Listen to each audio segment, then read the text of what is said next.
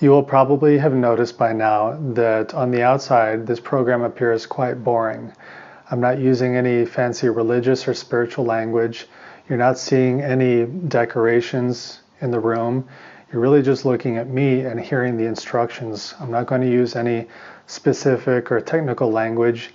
It's going to be very specific to the human experience, so that no matter what religion or spiritual framework you use for yourself, you will feel comfortable using these instructions.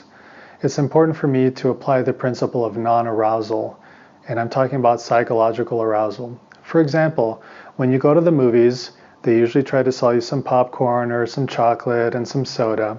And there's a very specific reason why the theater industry has gotten into this, and that's because they know psychologically that when you're enjoying the stimulus of eating food while you watch a movie, your brain can't actually differentiate from whether you're having a good time because of the food or because of the movie. So the good food, the tasty food, could make the movie seem a lot better than it is. And the truth is, in a lot of spiritual groups and communities, something similar happens, where people see a lot of bright colors, a lot of decorations, they use a lot of flowery language, there's a lot of exotic symbolism, and then they begin to mistake that for their actual meditative experience. Along the same lines, I'm not going to be playing any music or having any sound effects during the meditations themselves. And the reason why is because I don't want to condition your state of mind. In these techniques, we're going to be approaching a more and more pure state, meaning we're going to feel exactly how we feel when we meditate. We're going to see our thoughts exactly as they are, and then we're going to look deeper into our own awareness and have an experience of ourselves that is not colored by external stimuli, that's not colored by sounds from music, it's not going to be colored by any religious language, and it's not going to be colored by any belief systems. So I'm not going to describe the colors of the chakras or anything like that.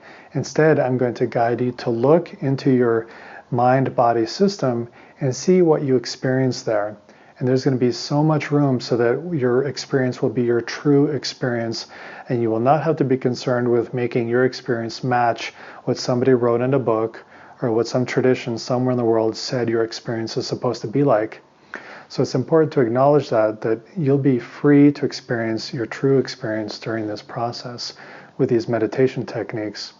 So I'm not trying to apply any belief system, and I'm not trying to create a sense of dependence between you and me.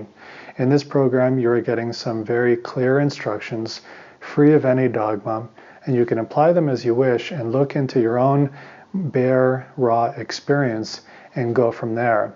And that way, this hopefully will be a very pure program for you and let you go as far and as deep as you want to go into your own experience.